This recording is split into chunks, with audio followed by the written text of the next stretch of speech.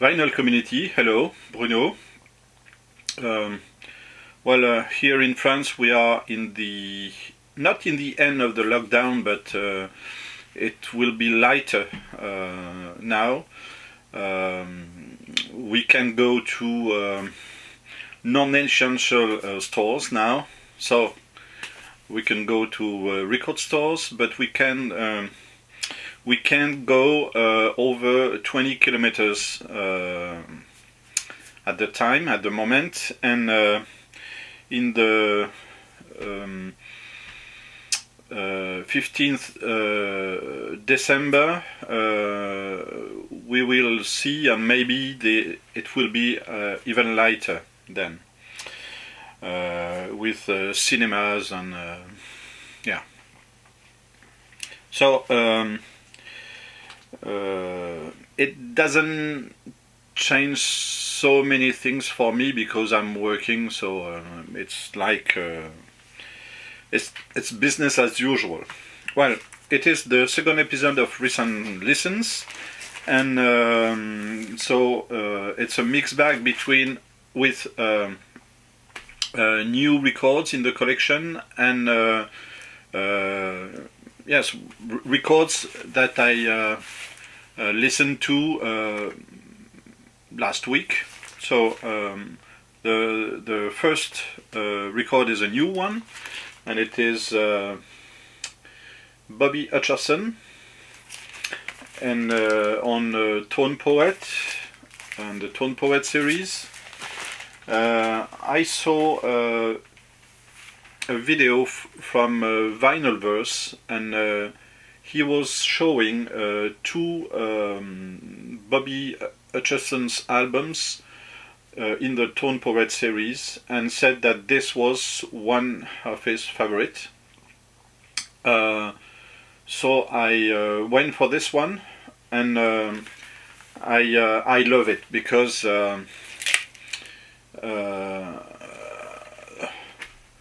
the groove is perfect here, and yeah, I like this type of music, but it's not always a good.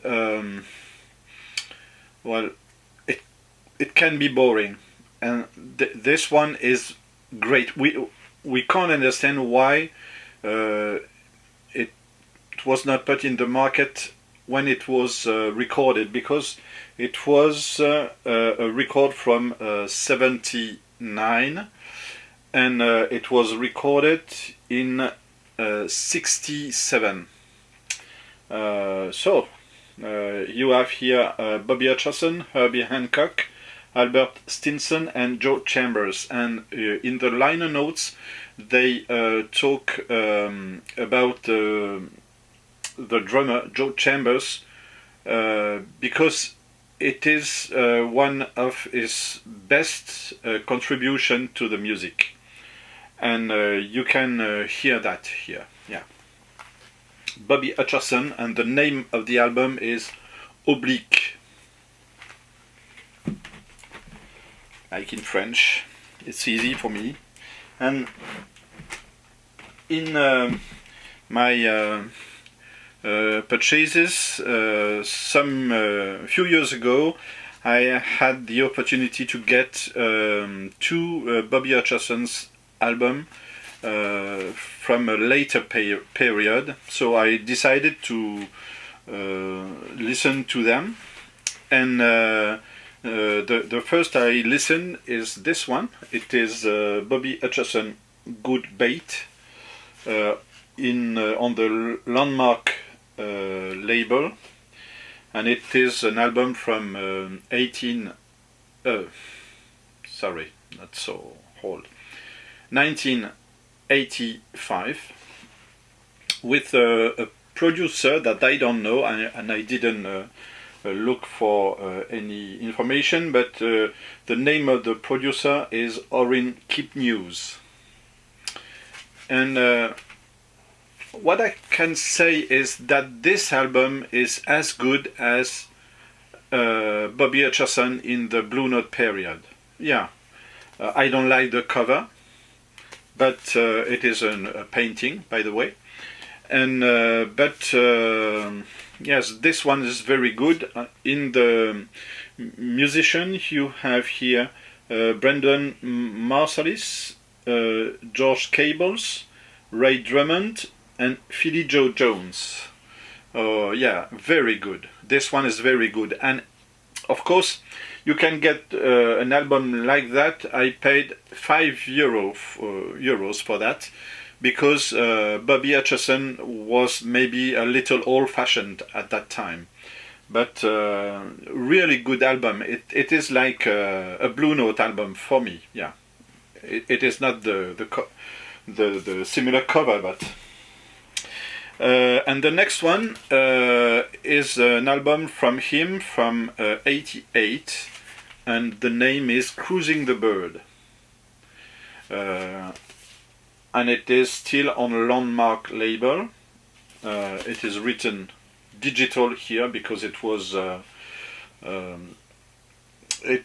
trendy at that time to say that. And you have here Keep News as well here, the producer. It is his second production for Bobby Hutcherson, or the third, I don't know. And it is a special guest. I don't know him, Buddy Montgomery, and he is a pianist. And I can say that this is more easy listening, maybe. So it's not the top quality as the previous ones, but yeah, it is not. It is more maybe spiritual, but yeah, more easy listening. So it is not so good album, but there are some really good track here. On the side one, Sierra is a very good one. It's very repetitive, but it's perfect. The connection between the piano and the vibes are very, yeah. No. So Bobby Hutcherson, Cruising the Bird. Next one, and with no transition, the last album by Ill Considered. I was very surprised, and to find this one. It was €10 on Bandcamp, so around 15 or 20 euros to come to my home, and it is the eighth album from Ill Considered. And I don't know, it is jazz, but maybe it is more rock. This one is more prog rock than jazz, I don't know. It is very powerful, you know, and so yeah, really pleased to get this one in the collection. It is the third album I have from Ill Considered. The next one is a compilation that I saw in Big Star 1000 Fred video. It was 1 month ago or 2 months ago, and it is the compilation Chick Chick, a compilation of French Bossa-Nova between 63 and 74.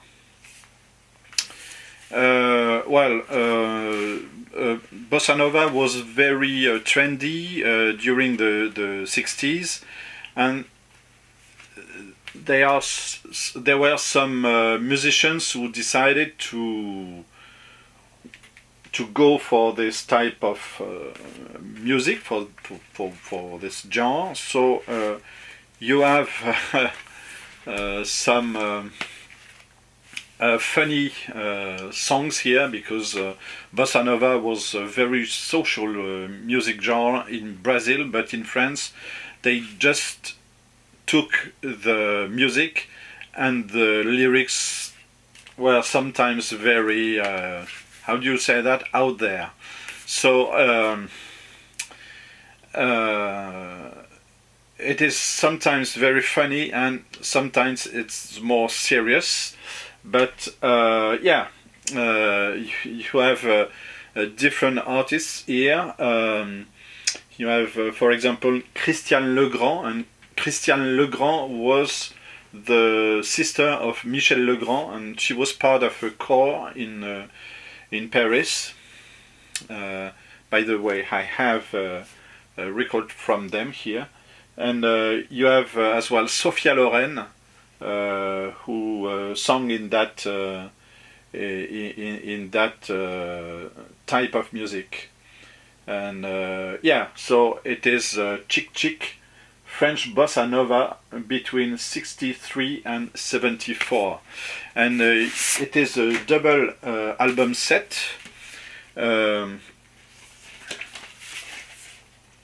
With some pictures of the covers of the time. And on the inner sleeves you have both French and English liner notes. So it is Chick Chick. And the most popular bossa nova song in France was an adaptation of a song by Chico Buarque. And it is by Pierre Vassiliou. This guy with this funny face here was a hippie at that time, and he wanted to make provocation, to be like a rebel, you know, at the time, and he was living in the countryside in the south of France, and he took this song by Chico Buarque and he made it a song very funny. It is like people looking at him as a weird guy. So the name of the song is Qui c'est celui-là? But who is this guy? And it was a tremendous hit at that time. He sold around 400, half a million in a few weeks at that time. Sorry for the so Pierre Vassiliou. The next one is a record that I bought yesterday, and it is a World Circuit album, a reissue, and it is Orchestra Baobab, a band from Senegal, and the name of the album is Specialist in All Styles, and it is an album from 2002. And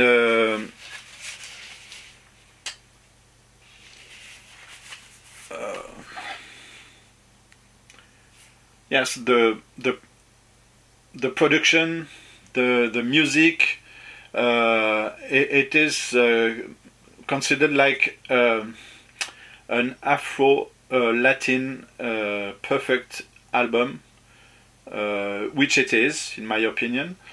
And I only listened to the first records. It is a 2-record set, and yeah, it is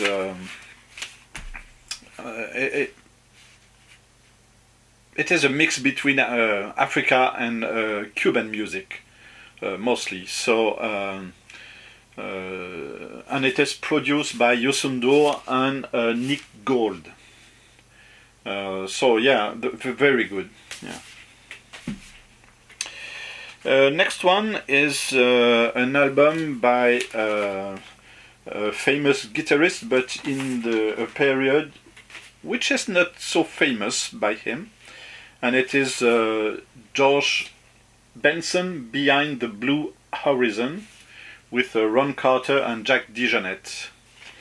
And I listened one time when I bought it. It was in last summer, and yes, this week I decided to go for a second listen, and this is a really, really, really good album. The first track here is So What, adapted for a guitar player, and it is 9 minutes long. So yeah, George Benson, and it is on CTI. And the last one, a classic of the 80s. Oh no, it's 79. It is the debut album from Talking Heads. Yes, I listened to that last week, and Talking Heads, the B-52s, or Tom Tom Club. When work is very stressful, I like to go for this type of music. So this is it. Thank you for commenting, and see you soon. Bye.